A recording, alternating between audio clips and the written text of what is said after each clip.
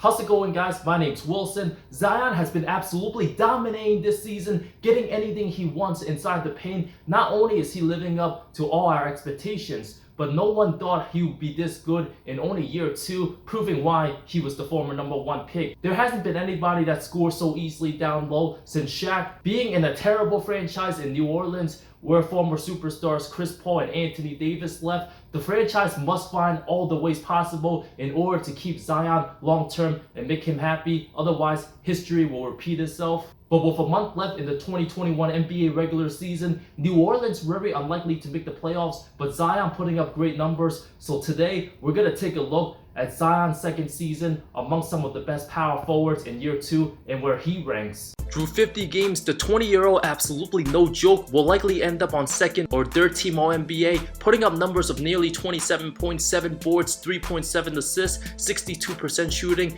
Not a good outside shooter yet, 70% from the line, top 3 in free throws attempts, 25 straight games scoring at least 20 points on over 50% shooting. If he can stay healthy, this season will just be a sample size of how good his prime numbers will be. 29 points, 65% shooting during that phenomenal stretch. Every team will have to sign multiple big men just to foul him, tying Shaq's record on that streak. Over that 20-plus game stretch, 90% of Zion's shots attempts have come from the restricted area, not just getting open layups, taking it coast to coast, jamming on guys, muscling inside for 2, beating defenders one-on-one, impossible to stop in transition, a force to be reckoned with. Only a matter of time, he drills down many more insane posters, something we shockingly haven't seen as much. Doesn't settle, put up a 37, 15, and 8 game, second youngest to reach those numbers since '83. Remember, this was supposed to be Zion's rookie season. With injury concerns last year, many thought he would just rest up, but played 24 games and shown glimpses, and now proving why he's worthy of being a consensus #1 pick. Him and Brandon Ingram, the future of the Pels franchise. Too bad Stan Van Gundy doesn't appear to be the answer long term.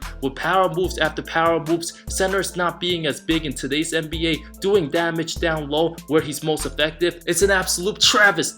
Some were calling Zion a bust before he even played a single NBA game. Not only did he become an all-star this season, but on his way to superstardom, arguably inserted himself in the top 20 player discussion. Given his dominance inside, there are some weaknesses, does get lost defensively at times, but Williamson, the best scorer in the league, who's not considered a good shooter. Looking at some of the potential power forwards who could be Hall of Famers, LaMarcus Aldridge recently announced his retirement, second overall pick in year 2, averaged under 18 and 8 with the Blazers, 48% from the field. Portland went from 32 wins to 41, second option behind healthy Brandon Roy. Didn't become an all-star till year 6, while Kevin Love with the Wolves averaged 14 and 11 in year 2, 45% from the floor, a 15-win team. Anthony Davis in year 2 wasn't quite as established as Zion is now, averaged 21 points, 10 rebounds, 3 blocks, much better defensively, 52% shooting, missed 15 games, played with Tariq Evans and Eric Gordon, was improving, became a replacement all-star, while Zion easily got in for 2021. AD didn't make All-NBA or defensive team yet until his 3rd year, where he eventually became a top 5 MVP candidate. So Williamson in 2021, more advanced offensively with his strength and power, while Davis better all around, especially on D. AD arguably a top 20 player in year 2, but became a top 5 to top 8 player by year 3. If Zion reached that level in 2022, the future of the league's talent very bright. I do give Zion the slight edge over AD for year 2,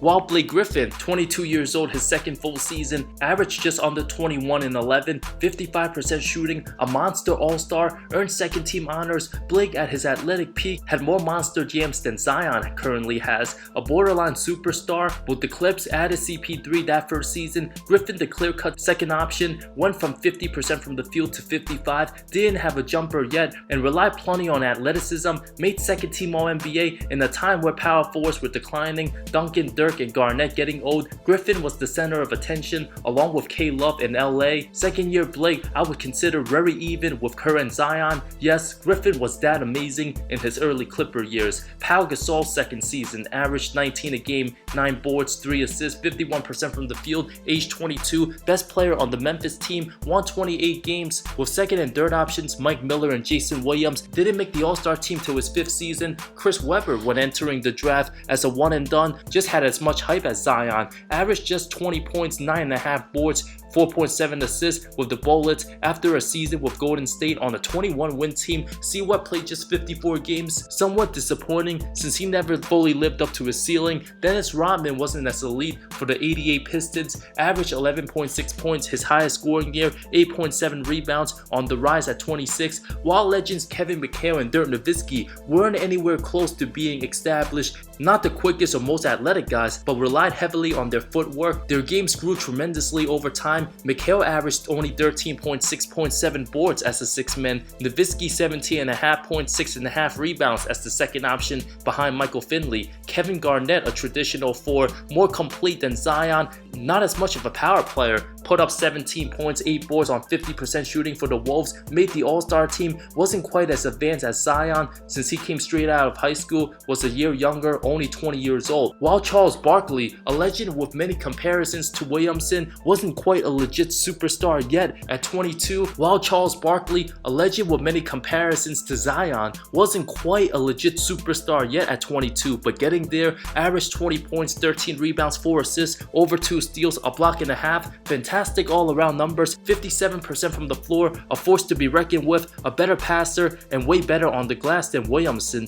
Not as powerful around the basket, doesn't quite have Zion's athleticism, but extremely strong lower body, those glute muscles, outboxing guys half a foot taller on the boards. On a 54-win team with 35-year-old Dr. J, 30-year-old Moses, and Maurice Cheeks put in a good position to develop. His Sixers lost to the Bucks in 7 games during the conference finals since Moses ruled out of the postseason after injuring his right eye. But to Barkley's credit, emerged as a superstar, averaged 25 points a game, leading Philly in 12 postseason games, 16 rebounds, 5.5 assists, 2.3 steals, over a block, 58% shooting, doing so in his second postseason, stuffing the stat sheet despite not making the All-Star team till the very next year. Barkley finished 6th place for MVP in year 2, played 80 games and winning basketball, surrounded by good vets. Based on how Charles is capable of carrying his squad and a basket short of making the conference finals without superstar Moses, I go with Charles Barkley in year 2 over current Zion.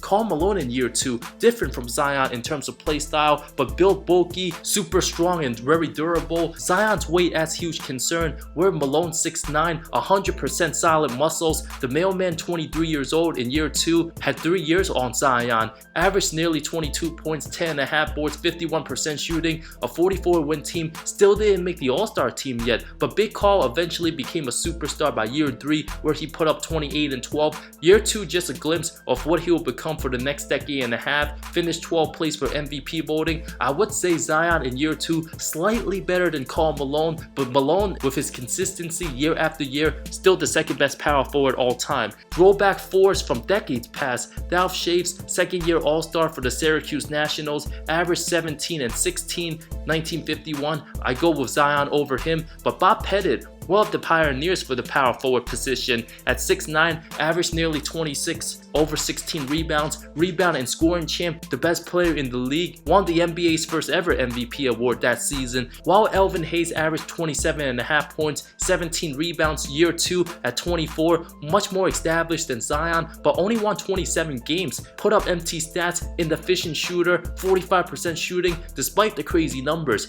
Hayes didn't even make first or second team, despite being an all-star, wasn't well liked, drew teammates under the bus, cared about his stats above winning. While Zion appears to be a great teammate and well liked, I go with Williamson over Hayes. The 6'8" Jerry Lucas didn't play his first full year, was considered a full-time rookie by 1964, but then 65, second full season, averaged 21.5 points, 20 rebounds for the 65 Royals before Lucas suited up. Since he went from 42 wins to 55 in Jerry's first season, finished 48 and 32 in 65, an absolute stud, one of the most forgotten greats, made first team All-NBA that season, joining Baylor, Robertson, West, and Russell because Wilt demanded a trade out of San Francisco. One of the main reasons he was left out, Lucas became one of the best accurate shooters, second leading scorer on his team, but wasn't an MVP candidate. I still go with second year Zion over second year Lucas. A player who draws many comparisons to Zion as well, Larry Johnson, actually had his best season as a sophomore, put up 22 points, 10.5 boards, over 4 assists, 53% shooting, a force, played all 82 games at power power forward. Team went from 31 wins his rookie year to 44.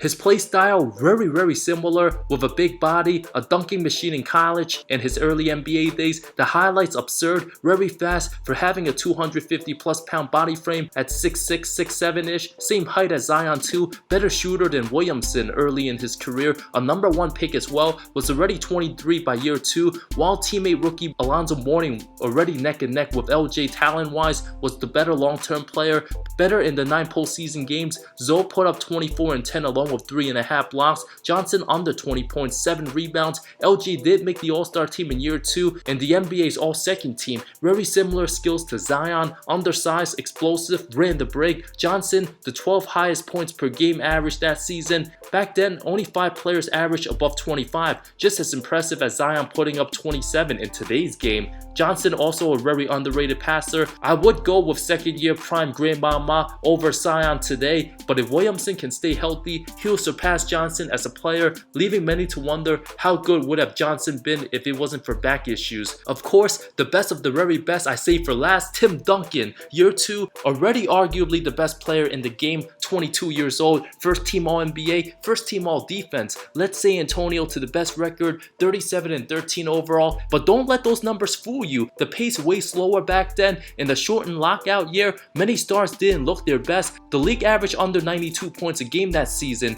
Teams took their time on offense. Compared to today's game, 112 points. Over a 20-point difference. Duncan led alone the 6th leading scorer that season, behind Keith Van Horn, Sharif Abdul-Rahim empty stats for Vancouver, Malone, Shaq, and Iverson. The 6th leading scorer in 2020, Luka Doncic, and nearly 29 points. Just giving you context of how different the pace was. With Duncan and Robinson down low and the game not being spread out, it was near impossible for any wings to shoot efficiently at the basket. Duncan also arguably should have been the MVP that year too. That's a topic for another time. In the postseason, the big fundamental eliminated KG, swept Shaq and Kobe. The Blazers and Knicks elevated his game. San Antonio's defense, led by the Twin Towers, allowed just 81 points a game in that postseason, while Duncan absolutely destroyed, abused, annihilated, and humiliated the shorthanded New York Knicks in the finals. Despite Larry Johnson being 30 years old, Duncan too talented, too skilled, too good on the post. One of the most underrated finals performances because of the super low scoring season.